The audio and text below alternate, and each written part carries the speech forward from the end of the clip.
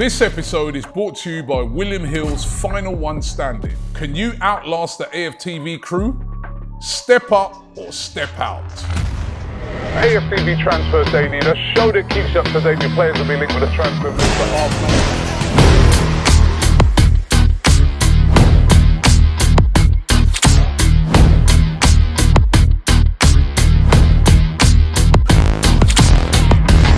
Along to AFTV Transfer Daily, the show that keeps you up to date with players that have been linked with a summer transfer move to Arsenal. Of course, we got our Premier League campaign off to a winning start yesterday away at Manchester United at Old Trafford. It was not vintage Arsenal, 100%. It was not vintage Arsenal. You got to say Manchester United probably, with a better team overall, attacking wise, but defensively, Arsenal was solid. And they got the 3 points. I mean, I was arguing with a lot of Man United fans. Well, I say arguing, friendly arguing, after the game, because a lot of them were saying we were lucky. I don't put that down to luck, right? We capitalised on a bad error by their keeper. Our keeper was excellent. Made some really good saves. Saves I'd expect him to make, but made some good saves. And we defended well. Yes, we were sloppy in the game. Yes, that wasn't vintage Arsenal at all. But in the Premier League, you've got 38 games. Half of those games are away from home. And a lot of times you're going to have to dig in. I was at the game. The atmosphere was fantastic there. Obviously, it's their first game of the season. Their fans were up for it. They were up for it. The intensity was way above what we've seen in any of the friendlies so far. And whilst, yes, there's a lot left to be done at Arsenal to, get cohesion, and it wasn't a great game for the front three. Gyökeres didn't fire, Saka didn't fire, Martinelli didn't fire. But we got the 3 points. And that is the most important thing, especially when you've got a difficult start to your season. Away, first game at Manchester United, I'm very happy with that. Very, very happy with that. That was, out of all the top teams, we had the hardest game of the weekend to go away to Old Trafford on your opening game of the season, and we've come away with 3 points. So I am very, very happy. But there were some signs from that game, and I'm not talking about on the pitch, off the pitch, that gives us a kind of insight into what is going on.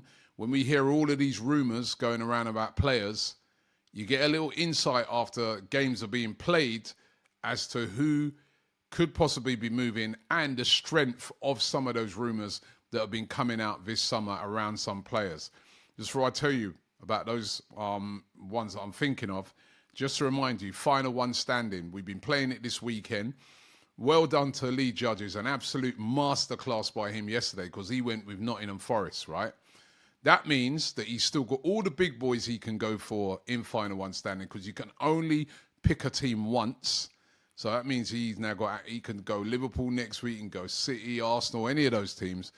And he's got Forest out of the way. Forest with a big win yesterday. I went for Man City, so I'm through to the next round. If you missed out and you didn't enter a team in, it's not all over. You can still sign up. We're going to be doing different leagues every week.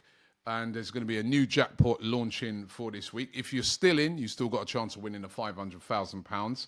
Remember how it works. You pick one team to win every week. If you lose or draw, you're out. And a chance to win £500,000. You've got to be over 18. You've got to be from the UK or Ireland. Terms and conditions apply. And please gamble responsibly. And you have to be over 18, as I said. So, Final One Standing. I'm still here. I'm still standing at the moment, right? Let's see who we pick for next week. But going back to what I was saying of indicators, Jakob Kiwior yesterday, not even in the squad. He's a guy that's always in the Arsenal squad. He was not in the matchday squad yesterday. That heightens the rumours that he could be leaving this summer, before the end of this summer transfer window. We've previously known about big links to Porto, to AC Milan, and one of the latest teams to be heavily linked with a move to Jakob Kiwior is Everton. Everton interested in signing Jakob Kiwior as well. But certainly no Kiwior in the matchday squad. What does that tell you? that tell you that, he could be on the move this summer. Another one that I thought was very significant was this one. Now, maybe am I looking into this too deeply? Leandro Trossard, who was fit to be in the squad for the game. Remember, he's been missing the past couple friendlies because of injury, but he was back in the squad. Martinelli was having a poor game. He got substituted, but they didn't bring Trossard on. They brought on Madueke to play on that left-hand side. It didn't look great, by the way. And he could absolutely get roasted down that left-hand side defensively by Ahmad. But they didn't bring on Trossard. Now, again, for me, that's a big indicator that Trossard looks to be leaving. As a lot of clubs have been interested in him, clubs in the Premier League as well. Aston Villa said to be one of those clubs who'd like to sign Trossard. 1 year left, as I'll be saying nearly every day, on his deal, and no contract signed yet. And Arsenal know that they can get a decent amount of money for him. He's a very good player, a player you would have expected to have come on for Martinelli, but it wasn't Trossard. It was Madueke. I think Trossard is going to be on his way out this summer.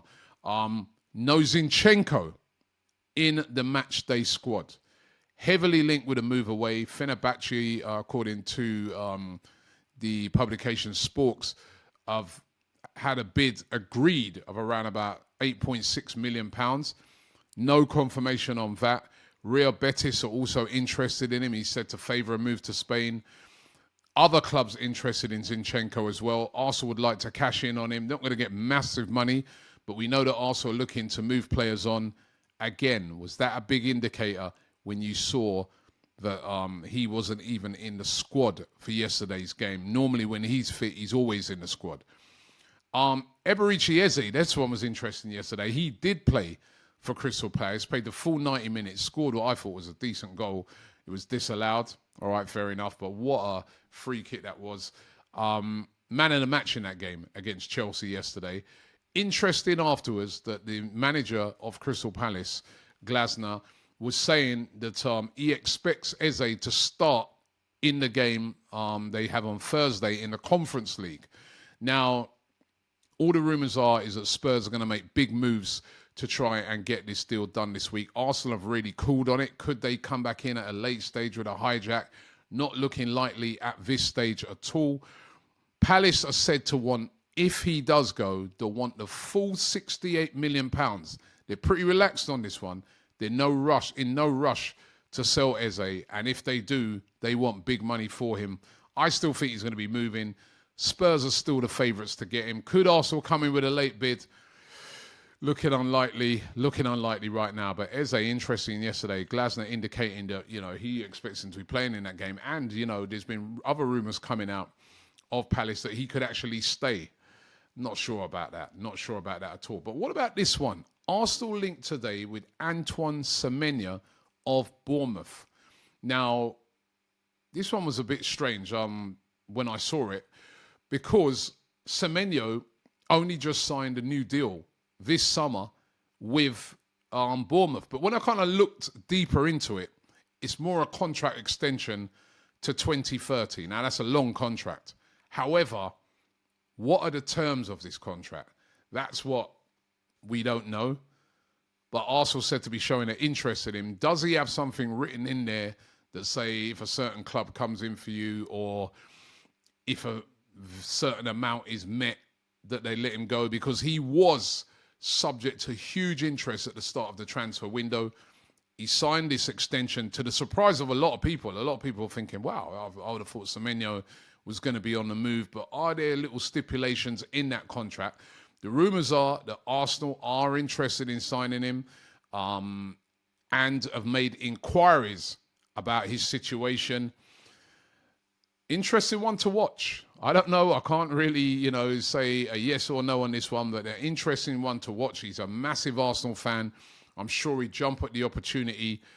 He's horrendously racially abused in that game against Liverpool the other day, but he showed his character, went on and scored 2 goals, 2 great goals as well. He's a really, really good player. Predominantly plays on the right wing, but can play on the left wing, can play centrally, and naturally can do that as well. A real player that, has a lot of different qualities, and Not a surprise that he'd be interested in Arsenal. Strong as well, Premier League ready. One to keep an eye on. Antoine Semenyo being linked with a move to Arsenal today. So those are the transfer rumours. Remember, we are here every single day. Transfer window closes on the 1st of September. Season's on the way. I think you saw from yesterday's game, Arsenal could do with a left winger, especially if Trossard goes. For me, Madueke better on the right-hand side. Didn't look great when he came on yesterday. Listen, it's the first game of the season. But I think Arsenal need a left winger before this transfer window closes. And hopefully we can get it. Could Semenyo be the answer? Or should we go back in for Eze? Or are we waiting on Rodrigo? Let's wait and see. Thanks for watching the show. And I'll see you tomorrow.